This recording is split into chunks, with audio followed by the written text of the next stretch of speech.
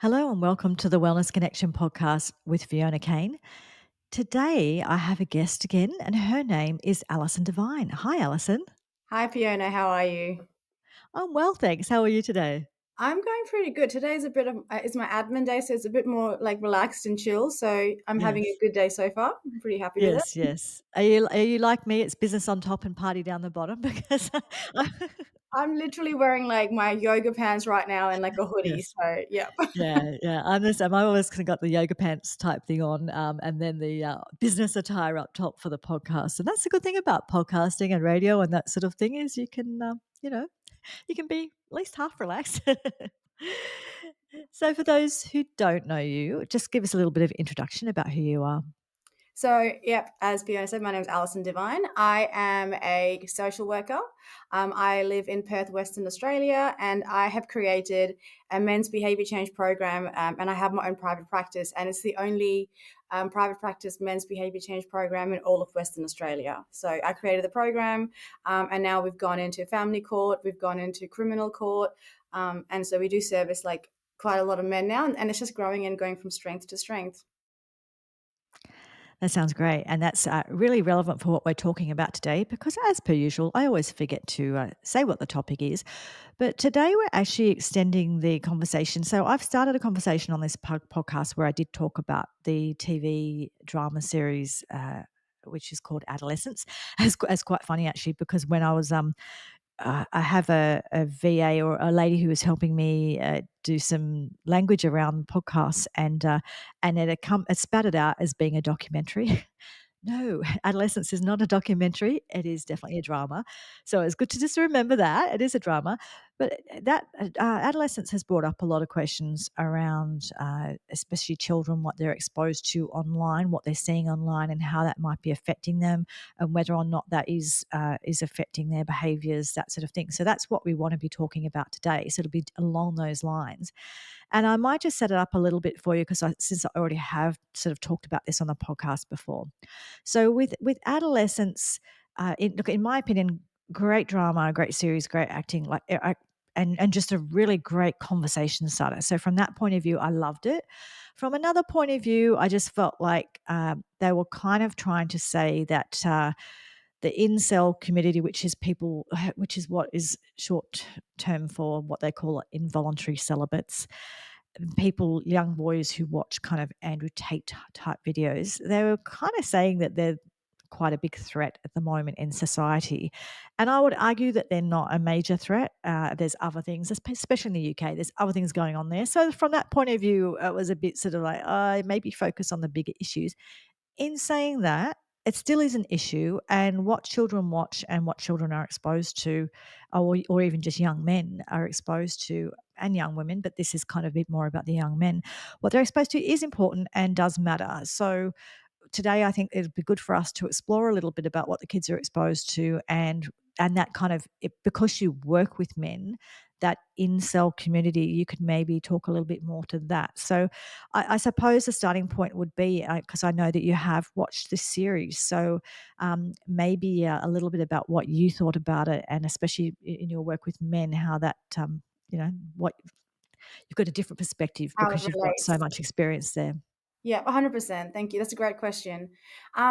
See, when I watched it, I was more caught up in the drama of it. Like, I'm really glad you mentioned that it's a drama, not a documentary, because it Yes. is very evocative. Like, it brings up a lot of emotions. And me having a 14-year-old son, like to see that and how scared he looked, and like when he peed his pants as soon as the SWAT team, like or TRG as we have it in Australia, broke into the house. That was just like for me, I got caught up in the drama, and then I had to sort of take a step back, like after I watched the entire thing, and sort of think about what I watched, and it reminded me of this book that I read. It's called Men Who Hate Women, and it's all about the incel community. But like when I read the book, it's like I guess the focus of the book was that it's very big in America.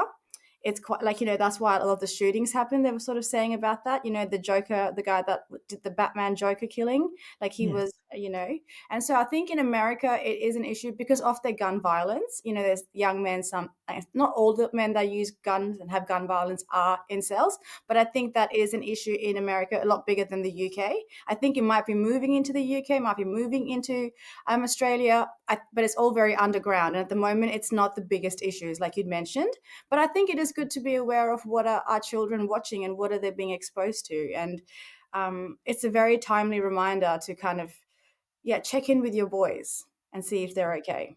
And check in with your Yes. men in your life and see if they're okay. Yes, yeah, and look, one thing that I think is important as well. So incels, I suppose it would have been, when I was younger, it probably just would have been like the nerdy guys that couldn't get girlfriends or whatever. I suppose it would be that kind of guy. These days, I think there's more of these, and like I don't even really want to pull. I don't want to call people names, but this is just the language that they're using in this. But these unhappy men or men who are alone or men, boys, whatever, there's I think these days there's a lot more. I think there's so many things that have contributed to this. We've got this sort of online world, so a lot of people are doing things much more online and not dating and not seeing people in person. That's a kind of a big part of this as well. But there definitely are a lot more of these people today than there ever were, and it's kind of also I know there's financial issues, those sorts of things as well. That you've got the I know I left home when I was sort of 17 or something. We used to leave home when we were 16, 17, whatever. But now a lot of kids are still living at home when they're in their 30s. And so that's kind of changed as well, that kids are often just stay with their parents longer. So anyway, there is more of this community. And what I wanted to delve into a little bit, I suppose, in general with men and boys, but in that community, it's not just about sort of having a go at them or saying, "Oh, well, what are they doing listening to Andrew Tate for?" It's just like, well, why are they listening to Andrew Tate? What does he offer? What is he offering them that they're not getting? So why how are they ending up in this situation? And why are they listening to him?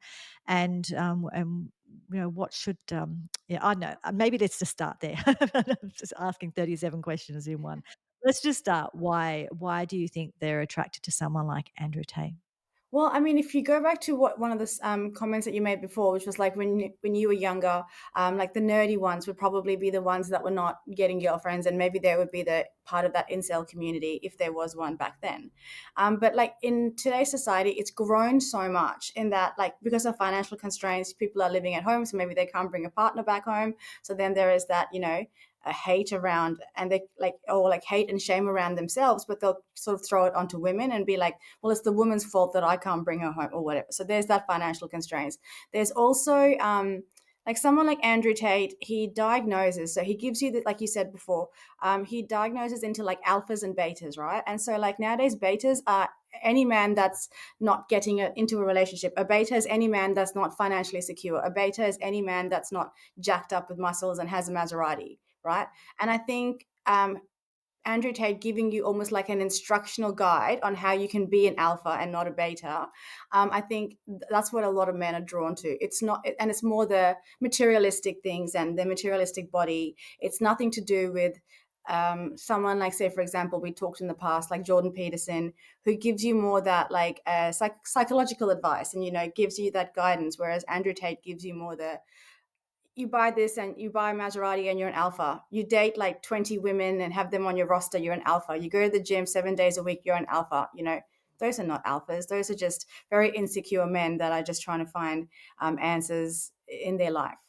Yes, yes, and frustratingly, I think a lot of people, and I'm the one that brought it up with you before we started, but a lot of people that don't really see Andrew Tate and Jordan Peterson as in the same category, and they're so not, because Jordan Peterson, what he's doing is he's actually helping these kids, and his sort of advice is, it's that whole make your own bed thing, but really it is get your house in order.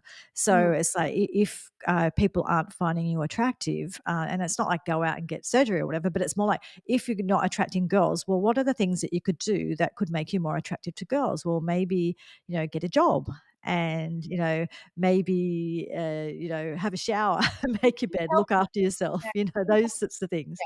You don't Self have to be responsibility. And I think, yeah, because Jordan Peterson really talks about discipline. And I think discipline is an art form that has been lost a little bit. You know, people kind of just do the quick fixes. And even like you mentioned with online dating, I was actually talking to another, like my supervisor yesterday, my clinical supervisor, and I was saying how I'm now single, so I was on like the dating apps, and I was like, I feel like it's Uber Eats, but for relationships. Like you're just swiping and going, oh, that looks a bit all right. It's like the same when I'm looking like when I'm hungry and I'm like, Chinese looks good tonight. Like it's that same space, you know. And I think like the Andrew Tates make it easy to jump on those apps and get like 20 girls, whereas Jordan Peterson is like, be disciplined. Like if you are, you know, not attracting women or you're not getting those swipes, eat healthy. You know, look after yourself. Yeah. You know, be disciplined. And I think that discipline is lost a bit because we're in a very quick consumerism, quick fix space.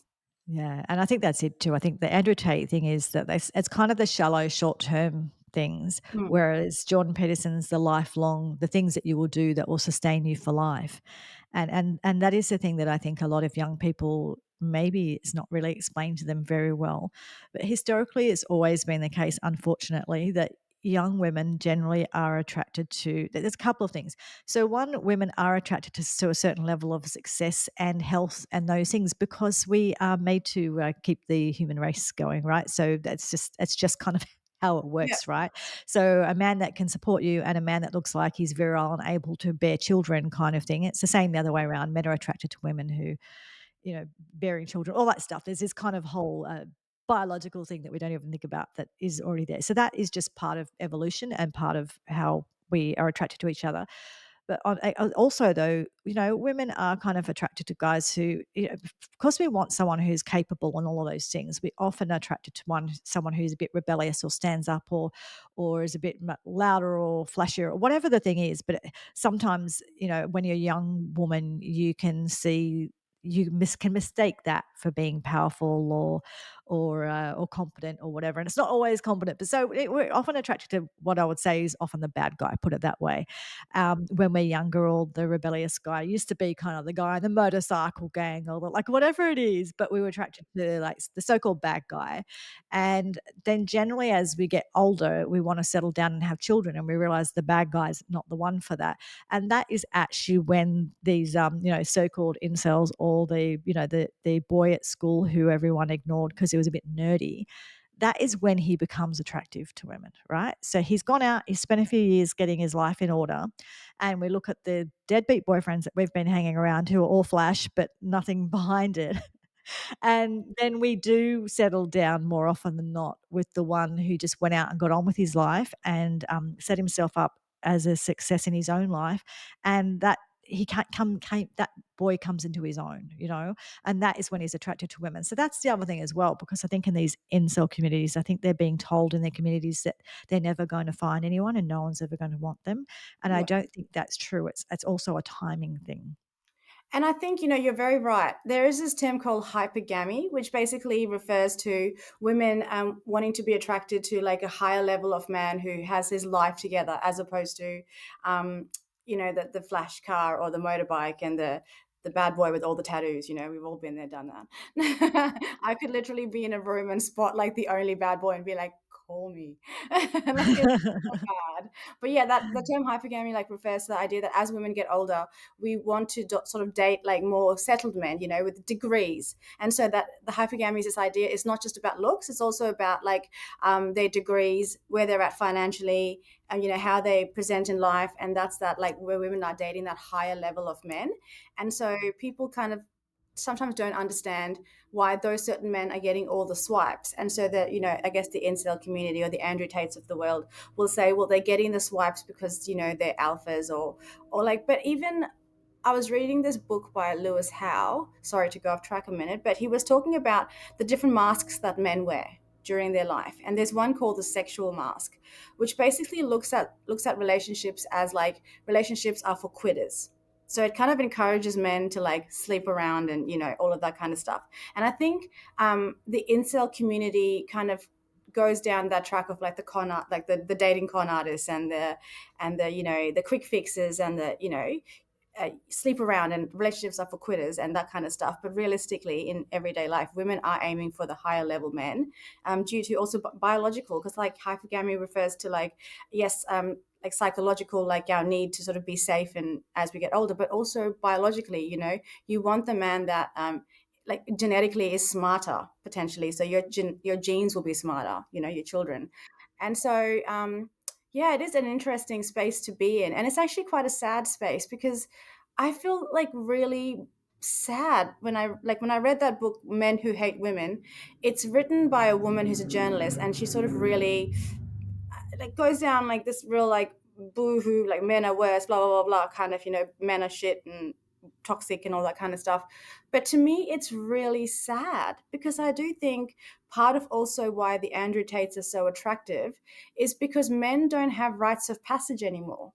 Like back in the day, we are creatures, like, even though we've evolved so much, but we are meant to be, biological certain ways, right? And then, like, back in like in villages and caveman days, if you even go as far as back as that, they were traditions and they were rites of passage when a man knew he's a man now, and he has to work for it, and that's what made him a man, which is like what Jordan Peterson says, that discipline, like work for it and you'll be that man, right?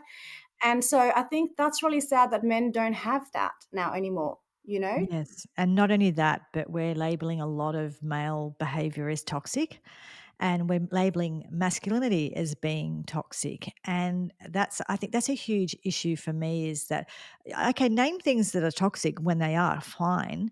However, you could also, there's a lot of toxic femininity as well. So toxicity isn't just one, it doesn't just belong to men, it belongs to women as well. All human beings can display toxic behaviors, and there are toxically masculine behaviors. However, what we're doing is we're kind of pretty much saying everything that's masculine is toxic. So then it's kind of like, what is it? You get like the alphas or you get the soy boys kind of thing. It's like nothing in between. But, I always, and it really, really annoys me because you see all of these. I don't know if you've ever watched any of those, like the Whatever podcast, all those sorts of things, but all these girls that, oh my God, these girls just sit there and they say, oh, wouldn't it be better if we had a world without men? It'll be so much better without men. We don't need men, blah, blah, blah. And I'm just thinking, and they say to them on this podcast, they say, well, okay, so who's going to do the mining? Yeah. Who's going to do, and I'm not saying that women don't do any of those things, but let's be fair. Come on. When we talk about the equality and the gender pay gap and all the other things, we don't want to be down in the sewers cleaning them out. We don't want to be up a tree during a storm getting the power lines back on. Frontline W- battle. Frontline battle. Who's going to be Yeah, the first responders? I mean, yes, there yes, are women who are first responders. I'm not saying they're not, and women in the army, but there are a yes, bigger proportionate of men because yeah, men, again, with those masks, there is like the stoic mask or like, the athlete mask. And those are the men, like, they can put those masks on and go into business and go to war and, um, push through the pain, push through the fear, and just yes, achieve what they need to do. And men, I truly believe, can do it better than women because they compartmentalize, my yeah, apologies, yes, a they little bit can. They better. can. There's always exceptions to every rule, but largely just men are made that way psychologically and physically. It's just how it is, right? And so when you see, like, when those Californian fires were all on, and you're looking at all the people who was there trying to fight them, right? Who was there? And when, like, all of these things that happen, and whenever there's emergencies, whenever there's anything where you need, first responders, whatever, so many of those people are the men in our lives. Or just like for these Californian airhead women who are talking about, we don't need men. Well, where does their electricity come from? Where does Yes. their iPhone come from? Where does their internet come from? Where does their water come from? When they flush the toilet, what if they start flushing the toilet and it, doesn't flush, right? What about when they, their rubbish? Who removes their rubbish? Where does that go? Who delivers their groceries to the store so that they can buy the groceries? Or, like, Or just lift grocery like cartons, again, it is physical, like, like, and I always joke around. I'm like, as because I work with men, there is that masculine side of me that comes out. Like, I'm always been a tomboy, right? But like I always joke, even if I was angry at you, when some of the men, they say, "Oh, well, I was defending myself against it," and I sometimes say, even if I was angry at you and I punched you, my punch would not hurt as much as if you punched me. So Yeah. there's just biological things, and no matter how hard I punched you, like me being 5'3", like I'll punch you. It's like, and some of the guys are like, yeah, it would feel like a little toddler, like punching me. Yes. And Yeah. so if you look at like army first responders, going back to that, we need men in those spaces. And with all those masks, that even the athlete mask, the stoic mask, they can have their positives and negatives. So the positive is that they can switch off, compartmentalize, and go and do the job. The negative is when they take it home. So that's when they take it home, that everyone calls it toxic masculinity, and these masks are awful. But Mm. it's just understanding the nature of the beast and just going, there's positives and negatives to every situation in life. But if we only diagnose, like, and just go, that's it, that's the issue, then we're going to be stuck, in like a space where we're all just against each other. Yes, you definitely. And there's something that I sort of sometimes say with my clients, because a lot of my clients are women, most of them are, but I've got a handful of men that I see. And a big part of my job is, in nutrition, is getting people to connect to their body, right? And when I talk to men about it, sometimes with men, they're not really connected in that way. They're connected in other ways, but not in the way that I like. They're paying attention, listen to the Sorry, symptoms and Fiona, those sort of things. Yes. can I just pause for just 1 minute? I'll Yeah, just yeah, sure. Let's pause. Sorry about that, guys. We just had to pause for a moment. What I was talking about is that with these men, I talk to these men who sometimes have trouble connecting with their body. And sometimes, again, people see it as something wrong with them. But I just always say, well, it's actually completely natural, because if you think about it, they are the ones that are made to be able to go out and do back in the day, it would have been go out and fight for the village, or catch the bear, or do whatever. But, if your role is to go out and make it happen, and save the lives of your family and defend the lives of your family and all of that kind of stuff, if that's your role, then you shouldn't be too the navel gazing is not going to help you, right? So if a men sort of, before they went out and fought fires or all the other sort of very physical and very challenging things that they do, or frontline yeah, demanding. military, Yeah. whatever, if they're kind of thinking, how do I feel today? And how does my tummy feel? How does, and do I have a bit of a headache? And what are my emotions like today? Like, it's not gonna work, You right? can't So, disconnect. You have to there's a disconnect. reason they're that way. So, it's actually not, like, some terrible fault.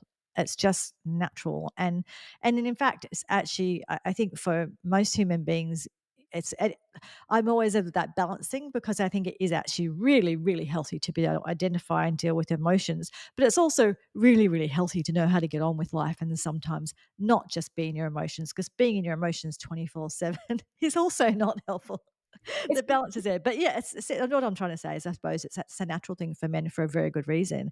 So again, it's not looking at everything that men do that might be bit different to us as being some sort of fault.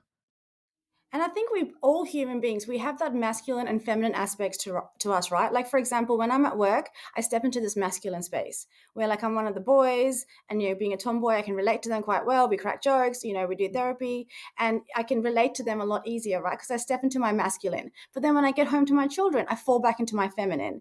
And I think men can do that too, So when they fall back into their feminine when they're with their children or their partner, and they're that soft, it's funny because like men will be all soft around their partner and give them like cute little pet names, and then in front of the boys they're like, hey babe, but then in like at home they're like, you're so cute, kind of thing. So men also fall into their feminine, and they can fall into their masculine. But I think when we absolutely label and diagnose the masculine as being unhealthy and encouraging men to be more feminine all the time, I think that's where like men are getting confused as to what am I and who am I.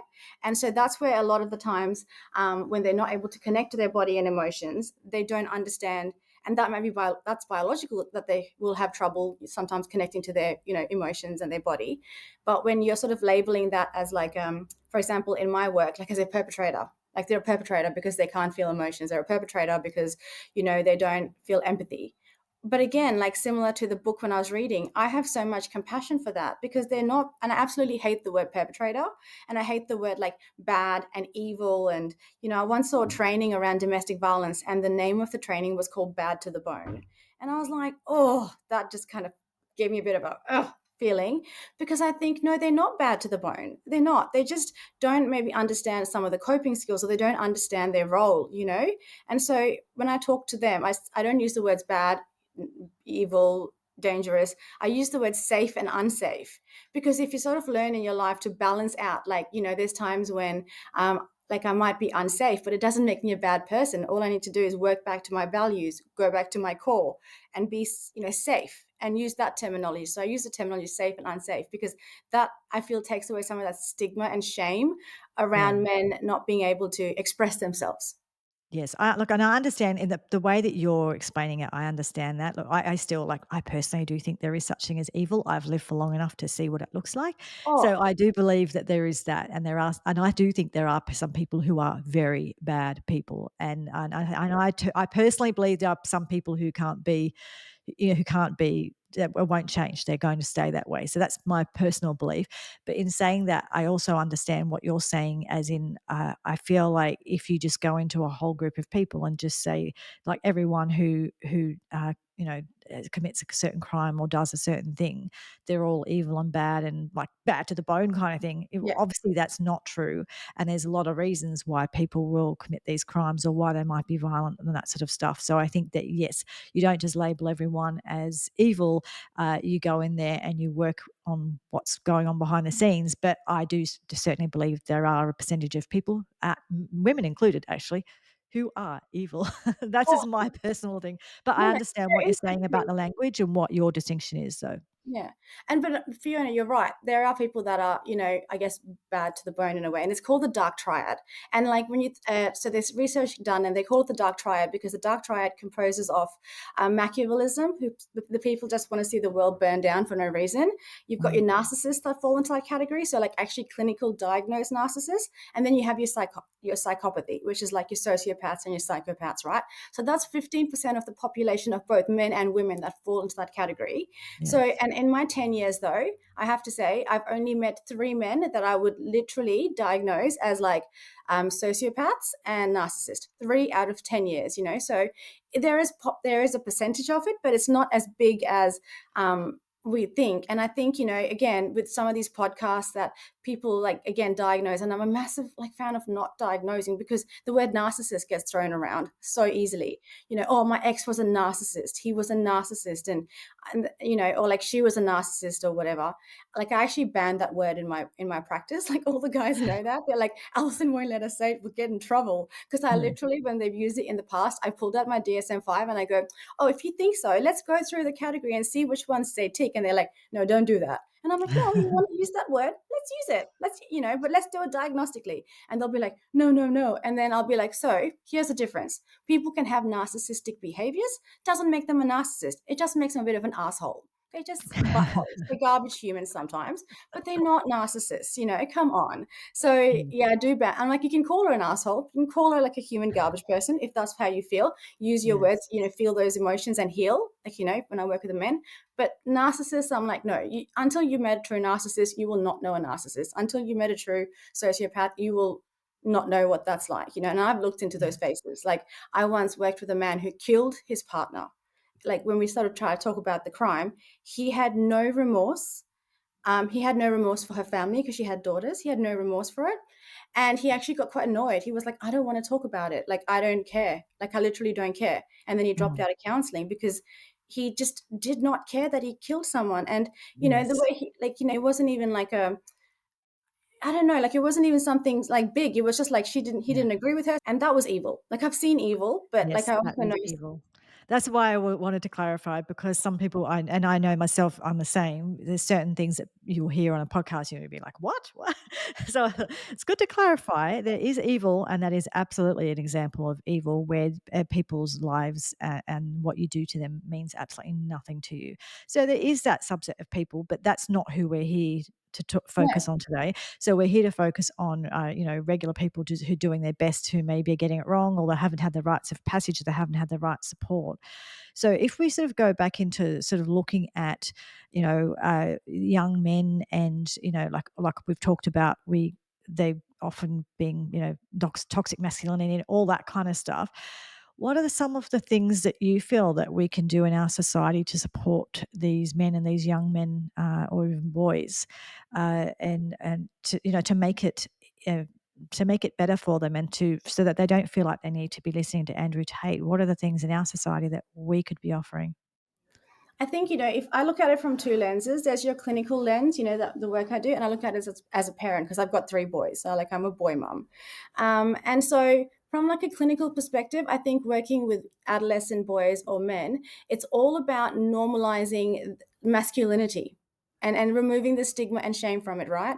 Helping them not feel shame for feeling certain things or doing certain things, helping them be aware of their emotions and regulate them accordingly. So, and I say it's okay to switch on and switch off, but like, say, for example, FIFO guys, like I've heard so many times, it's heartbreaking for them because every week or every 2 weeks or every 3 weeks, they have to literally leave their family and Yeah, go and just work with. clarifying for people, Oh, sorry. FIFO is fly in, fly out.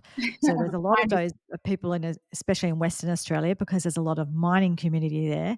So there's a lot of people who fly in and fly out for their work. So as you were saying, 2 weeks, I've actually, my cousin's a FIFO worker. So I think he does 5 weeks at a turn. So he lives not far from Sydney, but he flies over to Western Australia. And I think he does, I think it's 5 weeks at a time, and then he gets home for 5 weeks and away for 5 weeks. So I'll let you keep going, but people are Yeah. like, "Oh, what's a FIFO?" We also FIFO, sorry, we use acronyms, don't we? We love us Yes. clinical people, we love it.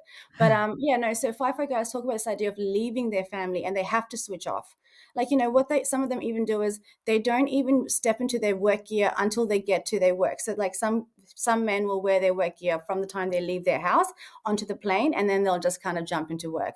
But there's some men who it's so hard for them to switch off that they will leave their, own clothes on, get on the plane in their own clothes, and then when they step into that like camp, that's when they'll put on their uniform, right? And so there are times when you have to switch on and switch off, but you have to normalize that. Not just say because you switch off, you're toxic, or you're whatever, you're a narcissist or a sociopath or whatever, because there are times when you have to switch off. But it's, yeah, Yes. normalizing masculinity, normalizing emotions and how you can switch on and switch off, normalizing shame, because I think a big part of also today's society, like with that lacking of that rites of passage, is that there's a lot of shame around things men do. And if they do error, then the whole world collapses back on them. And it's just understanding that you may do unsafe things, but you're not a bad person. You're not an evil person. I had a client in front of me sit down yesterday and say he thinks he's evil because of the things he does. And I said to him, no, you've just grown up in so much trauma that the way your brain is wired is that you switch off more than others. But it doesn't mean you don't have a soul. Because he was saying he's so evil, he doesn't even have a soul. And it broke my heart, right? Because he Yeah. was 30, 38. So his whole life he's been living like that. And I Mm. was like, no, you do have a soul. We all have a soul. It might just be buried a bit deeper down. Your emotions, empathy might be buried a bit deeper down, but you do have it. So it's like normalizing shame, emotions, masculinity. And so that's from a clinical perspective, right? Mm. From a parent perspective, I think it's kind of the same, but on a lesser degree. So doing things like talking to your children, your boys, about like pornography, for example, and helping them understand that that is not the real world. I think that's a big step. Like if we go back to that incel conversation, like a lot of them think that that's what women are like, because the, Yes. the wording that they use in the incel community for women are like fembots and like breeders and that kind of stuff, right?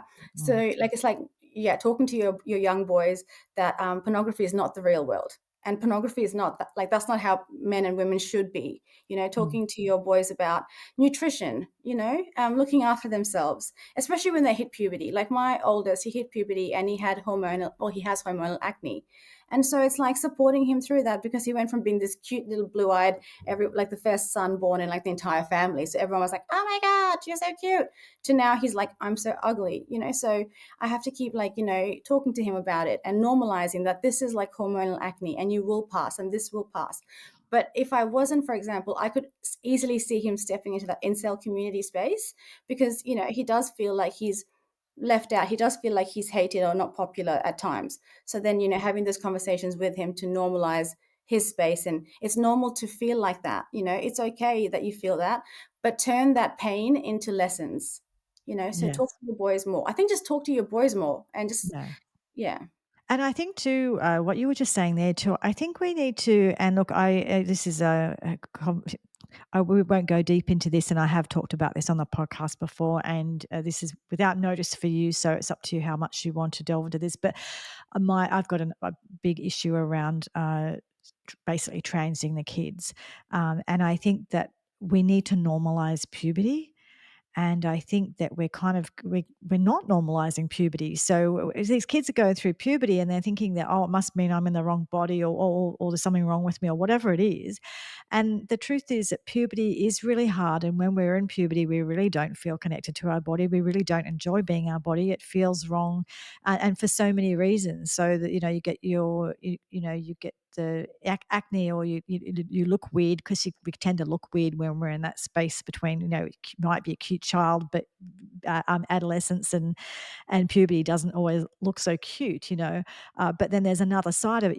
You grow up and you get to the other side of it. So it's a bit like the cocoon thing with the butterfly, the caterpillar to the butterfly. Metamorphosis, yeah. And so I think that we just need to, because I've heard a lot of interviews with detransitioners who say that no one told them that it was normal, that all the things they were going through were normal.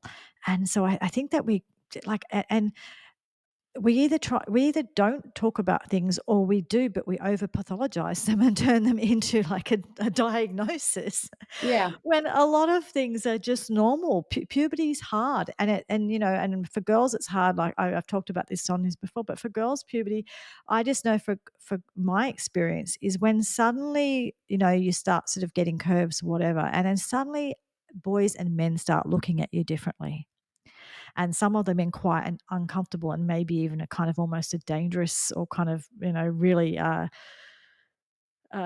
feel like they're prey kind of way yeah, of being looked predatory at.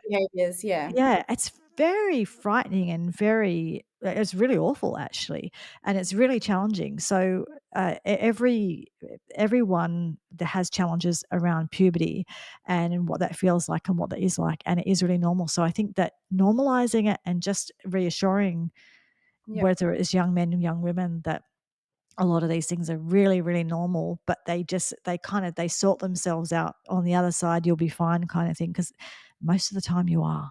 yeah.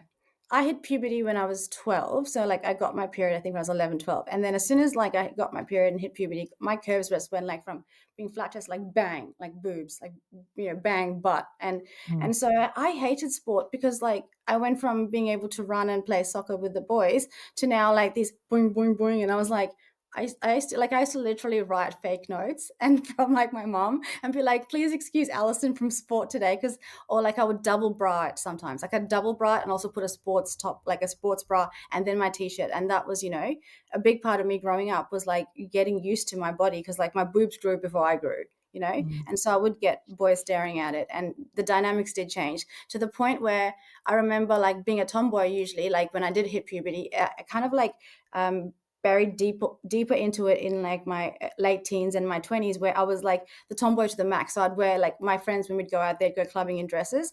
I'd wear, like Adidas, like, swish pants, or, like, the ones where you'd walk and they'd go swish, swish, or, Yep. like, fancy trackies, and I'd wear, like, a bucket hat, and I was literally like the Missy Elliott of my group, like, so Missy Elliott, like, if people don't know, she was just a tomboy, and she would, like, rap, but she would also dress with, like, bucket hats and, like, Adidas and Adidas jackets and Adidas, pants and, like, shoes and that sort of stuff. So I literally was like a Missy Elliott, like, growing up, and it made me feel in some way safe. And it was only in my late 20s, like when I was 27, that I was like, oh, I can be a girl now, because I finally felt like I grew into my body. And that's when I did my hair and my nails and, all of that kind of stuff. But yeah, it is a transition period. And I think, like I keep saying, like, talk to your kids, talk to each other, like, normalizing those things and not just hoping it'll sort itself out, because it doesn't. And then children will jump online, and then they will again do that diagnosis thing that we keep talking about, that I absolutely hate, the diagnosis part. And they'll gravitate towards particular groups. And even if it doesn't quite sit with them, they will gravitate towards that group, and they will diagnose themselves as, whatever the topic is on those TikToks or podcasts that they watch. So yeah, I think it is, the internet can be a great space, but it can also be a very dangerous space, especially if it's not, what's the word, like, monitored as a parent. Yeah. Yes. Yeah. Yeah, definitely.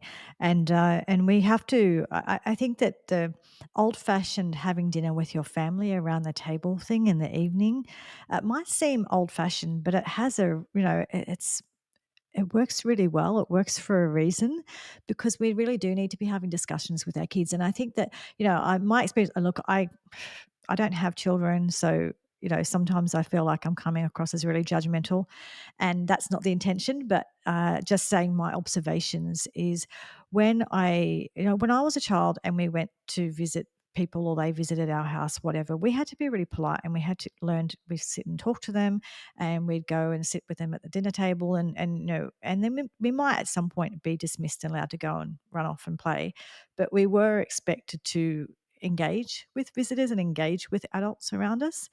What I've seen a lot of over the last few years is children that are not encouraged to engage, not expected to engage, actually so much so that they don't even look at you when you walk in the door and acknowledge you or say hello to you, and that they're in their game or whatever, or they bring their games or their phones to the dinner table and they spend their whole time with their face, and that sort of thing. That's not helping. We need to actually be able to teach our children how to have conversations, how to talk to adults, how to talk about difficult things, just how to converse. Yeah. So for me, I guess being ethnic, that's always been part of my life. Like, family would come over and you'd be like, "Hi, auntie, hi, uncle." You'd give them a hug, a kiss, and then you'd have to, like, you'd not have to, but you had to sit down and kind of make conversation of like, what have you been up to? Where's your life? Blah blah blah. And then yeah, after a while, then you'd kind of leave and go play with your cousins and all that kind of stuff. So for me, I've grown up in that. Like my kids still do it. Like when people come over, I'll be like, Elijah, come talk to your godmother or whatever, talk with us. So I think it's important, like I said, to like you said, to include children, because it also teaches respect. And like we talk about, if you go all the way back to the start of the podcast with that discipline idea, it all kind of weaves together because respecting others also links to respecting your body and respecting yourself, right? And Mm, that's how you build discipline. And I think if you have a culture of like children that are not respecting elders, that are not learning from them, even listening, and they're in turn not respecting their body, and then in turn they will then gravitate towards the Andrew Tates or the incel communities or whatever it is, because those are all quick fixes. You know. mm, definitely, definitely. And one thing that uh, Jordan Peterson talks about a lot. I can't remember the exact languaging around it, but essentially just talks about how having responsibility is actually really, really good for us, and it's actually what makes us happy in life, and it's what gives us meaning in life. And so I think the other thing too, for in my observation, is that children need to be given certain levels of responsibility, and not that I mean not overly done and not Not responsible for slaving their away parents, but everywhere every dinner. Yeah. but not no responsibility as well. Like people sometimes they just go one way or the other, don't they? They go a bit extreme one way or the other. But children, if they have responsibility, they actually respond really, really well to it. And so I think that's an important thing as well. Is that you agree? Oh, absolutely. Because there's also with responsibility comes this term which is called optimum frustration, right? And like when I used to work with children, because I've been in this industry for 18 years now, coming up to 19, and so when I would work with the parents and children, because I was a child and adolescent counselor for what before I worked with the men, I would talk about this idea of optimum frustration. Is that our children need to build a level of optimum frustration in their lives, whether it's through responsibility or like chores or like not getting what they want all the time, because that's what's going to build resilience. That's how we learn to pick ourselves up when we fall down, because we have experienced that little level of optimum frustration. Now, again, like you, I'm not saying, make them slave away on every night dinner, or like, start working and doing a paper round at the age of like 5 or 6, or, whatever else it is. So, but don't don't always say yes, and create that some level of optimum frustration in their life, so they are and that also links to like anxiety, because when children don't have that optimum frustration, alongside not having that resilience capacity to them, anxiety is a big part of it, because it's like, I can't do things now, or if I fall over, how do I pick myself up? And then anxiety becomes a big thing. But again, I'm very much like, I'm not diagnosing. So when people say I have anxiety, I'm like, is that the clinical definition? Should we go into the DSM-5 and look at a generalized anxiety disorder, or is it just you're anxious? Again, normalizing being anxious. It's totally okay. But don't be like, oh, I have anxiety. I'm like, Yes. okay, Dr. Google. Yes, you experience anxiety maybe. Yeah, you feel That anxious. doesn't You mean don't it's a diagnosis, yeah. you don't have Mm, generalized anxiety disorder, yes, So, yeah. um, And I think that's an issue too, is that, what you were just talking about there is that if children don't have challenges and they don't learn that they can you can find your way back from the shops, or you can pack the dishwasher, or you can whatever the thing is, right? You can make a phone call, whatever the thing is that you're, whatever level, age, and all that, etc. If when you get to do things, you get to be more confident in yourself, and you get to know that you can do things. Mastery of tasks is Mastery, very yes, important. exactly, and so we need that, but the other thing too that, that I see happening is in universities and things, I see it across the US, but I'm also seeing it in Australia, where students can't have someone come and speak at the university who has a different opinion, because they feel triggered. It's like, oh, yeah, so what? Like, I thought the whole point of university was actually to go and learn how to explore lots of different opinions, and how to debate and how to talk about it, and how to, open your mind to all different ways of thinking about things. But they don't. They the opposite. They kind of, we don't want a different opinion, and they feel threatened by a different opinion, or by different language, different opinion, and they want safe spaces. That they actually provide safe spaces where they can go and do coloring in if they feel triggered by something that's uncomfortable. Surely they need to learn how to be uncomfortable. Yeah, I think again that comes back to that optimum resistance and getting different opinions from different people. Although like I do disagree a little bit with you because I think sometimes some people like celebrity sports, they use very biased because there is like spectrums of everything, right? There's spectrums in religion, there's spectrums in our masculinity, femininity, there's spectrums in everything. But when you get someone that's like the end version of the spectrum that's speaking in schools or colleges, like there was this the Super Bowl, that one of the footballers that won the Super Bowl last year. He was talking at a university in America, and the I mean, he started off okay. He's a religious background. His Mm, mum is actually a physicist, so I'm guessing she maybe wasn't around a lot. So when he was talking, he goes, "Although you women are graduating today, I bet the one thing that you're really excited about is the one day when you will get married and cook and clean for your man." So I mm. think that is a true achievement because my wife didn't come into her own until she became a wife and started cooking and cleaning for me. Like to me, that's the extremist version. Like there's women that have studied hard and they've pushed through all their resistance and all of that, persevered. And for him to absolutely like shit all over it and be like, this doesn't even matter because the only thing that will matter is when you get married and become a housewife. Like to me, that's uncalled for. Like you can have your religious beliefs and stuff, but to me, that opinion came more from his childhood trauma, not from maybe what he truly believes. You know what I mean? So I Yeah, think look, there's that times. like I suppose that is a whole other topic, and that we could talk about that for hours. But the only thing I would say to that is, like, regardless of what he did or didn't say, it didn't harm someone. You could just think, "Oh, I don't agree." And not only that, but the thing at university is that a lot of the people that go and speak, I think that might have been a graduation or something, so that's more It was, specific yeah. where everyone goes. But what I was referring to is the ones where you don't even have to go. It's just like, "Hey, like, so and so is gonna come and talk," like Ben Shapiro or someone, right? Is gonna come and talk at the university. You don't even have to go. But what they're doing is they're trying to stop it from even happening, and they're triggered because it happened, even though they don't have to actually have anything to do with it. And I think that that is wrong. People should be able to speak in all different, and you don't have to go. You don't have to agree with it. And but also, yeah, if that guy says that the trad wife thing, and like some people are all for that, some people aren't, whatever. Like wherever you fall on that, that's fine. But even if a guy gets up and says trad wife stuff, like it didn't hurt you. It was just a different opinion, and you can accept or reject it. You know what I mean? Like, but it's not harming you. I think I think it does. Like, I mean, I'm a bit of a geek, right? And so Yeah. I always like refer to like the Spider-Man quote, which is like, "With great power comes great responsibility," right? And like, I think when you're in a space of like having power, um, what you say matters, right? And like, it might not have physically hurt someone, but say like a woman was really trying hard, like she came from a minority background or she came from a poor background and she had to push through Princeton and all of those kinds of things, and like drive or catch a bus like 2 hours, and then for him to say, no, this degree doesn't matter and you need to be a trad wife. I think, no, it didn't physically hurt her, but it would sting me. But then I guess for me as a person, and I'm speaking personally for myself, I would take that as a, you're telling me I can't do it, I'm I'll do gonna it do it. anyway.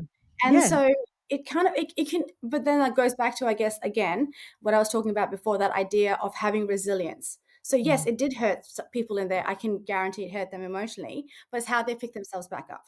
Because Yeah. when I started when I was working in men's behavior change for the government and NGOs and stuff like that. The way I worked, they didn't like it because I was a social worker. So I'd want to do the counseling plus the men's behavior change program. And they were like, no, you're not their social worker, you're not their counselor. So then that's when I sort of quit my job and I started my company. But I know when I first started, like people were like, no, you can't do it. Like, do you know how hard it is? Do you know you have to stick to all the guidelines? There's like a massive Bible size like guidelines. And I literally was like, you know what? That's going to push me and give me more motivation and I'm going to do it.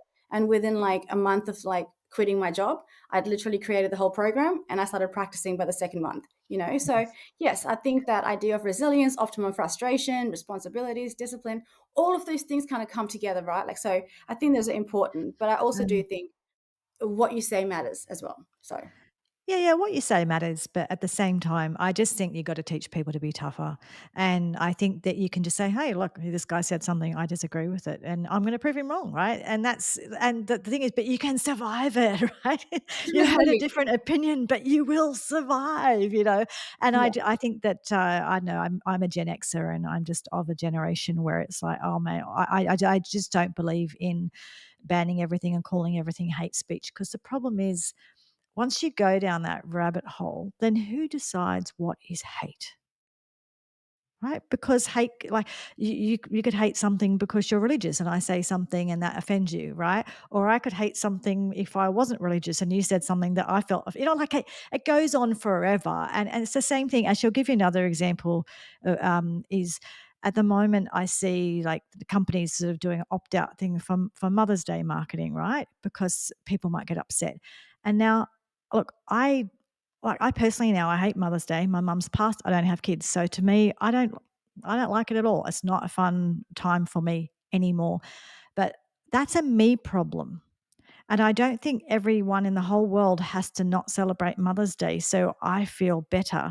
And if the marketing companies start getting people to opt out of marketing from Mother's Day so they don't feel offended or upset in any way, then the next thing they're going to have to do it for Father's Day and they're going to have to do it for Christmas and they're going to have to do it for Easter because everything could potentially be offensive or upsetting for someone.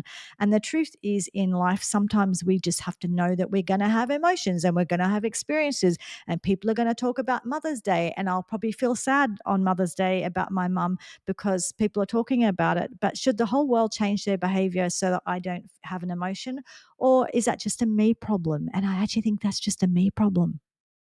Um, I agree with you. Like, I mean, in that a little bit and a little bit not, but I do think a lot of the stuff that around like I'm triggered and all of that is it's a me problem. Like I'm offended, it's a me problem.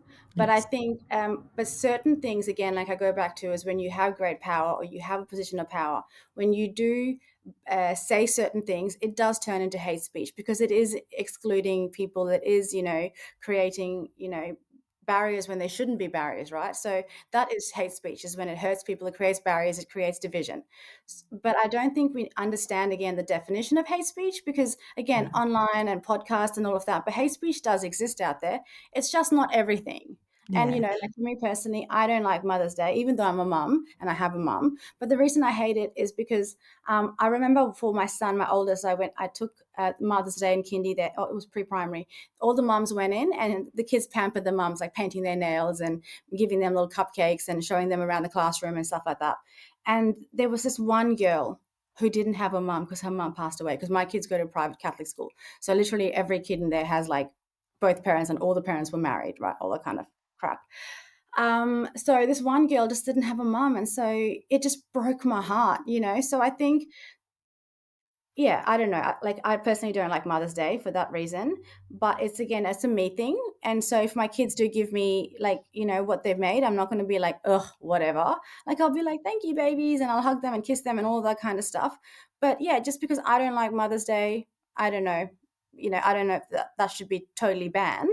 I don't Yeah. like Father's Day either. I don't think that should be banned. I don't like Valentine's Day. I don't think that should be banned. But yeah, Yeah. certain things that people say, is hate speech and that should be banned. But we need to be very specific about the definition of hate speech. Yeah, yeah, and that's where I think the problem lies and who decides what the definition is. And the way I see it being used, like there's a way that maybe it could be or should be used, and obviously hate speech is kind of like I hate a certain race and I want them all killed or something. That is hate speech. Okay, okay, But the way it's being, I see it being branded is speech I don't like hearing. yeah. And there's a Like, I difference mean, between even something you don't like hearing and something that's really hate speech. even Katy Perry was recently accused of like, spreading hate speech when she went and like flew in the little when she was an astronaut and all that kind of stuff. So people like what hating on her so much online. So yeah, there is that because we do have social media so accessible on our phones that we do like again diagnose this is hate speech and whatever, but true hate speech is like the KKK, right? True Yeah, hate speech is yeah. like people like killing each other in the name of religion. Like all Yeah, of those. exactly. So that's the thing, and like, even like what you were talking about with the diagnosis and the like, the labeling someone narcissist or whatever.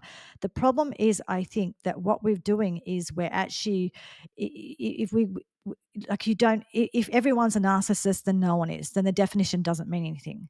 And Yeah. I say the same thing. Like if everyone's a Nazi, then what is a Nazi? Like there's all of this kind of stuff. So I just think that when we use a whole lot of language, or we call everything hate speech because we don't like it, or when we over pathologize the world and turn everything into like hate and dangerous and this and that and Nazi blah blah blah, it actually waters it down for the true situations where there is true evil, or there is true hate speech, or there is true narcissism, or whatever it is. I just think that we water it down when we use the language in everyday language and just for things that make us uncomfortable. And I personally think that we should actually learn how to be uncomfortable. Sometimes it's good for us.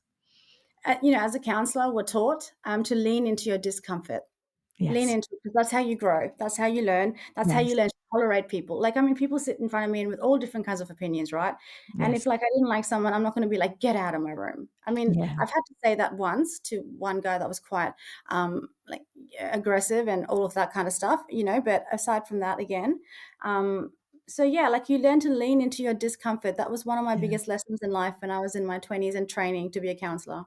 And I would actually recommend it, especially in regards to things like politics. It's actually, I think it's really healthy to listen to, like, I will listen to podcasts of like podcasters I don't agree with. I will Yeah, listen to them so I can hear their perspective. So yeah, it's actually, I think, really healthy. And even look, you might just reconfirm what you already know, but know it a bit deeper, or you might learn something new, or you might just learn a bit about how to humanize the person with a different opinion, which is fine as well. But I yeah, actually think it's actually really good to sometimes listen to things that you don't agree with, because I think that there's always opportunity to learn. And even if what you learn is that that person's a human on the other side, yeah. that's useful. But anyway, you and we could go on for hours. Obviously, there's so many things we could talk about, but let's just wind it up here. Look, thank you so much for coming on today. Look, I will put your contact details in the show notes, but where can people find you if they want to find you? So you can find me on Instagram. It is SagencyWA, SAGENCYWA, or you can find me on all the W's .sagencywa.com.au, or if you just Google Perth's Men's Behaviour Change, we are the first link that comes up. I didn't actually realize that. So when people check in on Google and stuff, and the more check-ins that you have on Google, the higher you go up the page. I didn't Okay. realize that. So when I saw it the other day, blew my mind that we're the number one, even though we're private practice. When someone Googles Perth's Men's Behaviour Change Domestic Violence, we're the first one that comes up. But yeah, if you just Google Perth's Men's Behaviour Change, you'll find us there too. Okay, great. Thank you. And like I said, I'll put the details in the show notes. Thank you for coming on today. I Thank really you so much enjoyed for chatting to you. having me. Even the things we disagree with, that's fine. That's all part of it. It's fun. So And so thank you, I love Alison. these conversations. Like it's a respectful conversations that we're having. I think that's Yeah. important to model to people that you can disagree, but do it in a respectful manner. And that comes Yes. with that resilience and discipline, all that kind of stuff. So Yeah. thank you so much for as well for And your we can both hear giving me that something that space. we don't like or that we don't agree with. And guess what? We're alive. We can still We're talk okay. We survive if we hear something, which is a useful thing to learn anyway. But thank you. I really do appreciate you coming on. And for those at home who are watching or listening, please like, subscribe, share. Please rate and review the podcast. All of those things will help more people hear from this podcast. And we try and have what I try and do is have real conversations about things that matter. And so these are the kind of things that are worth sharing with your friends and family. So thank you again, Alison. Okay, have a good day. All right, see Okay, you. so see you all again. See you all next week. Thank you. Bye. Bye.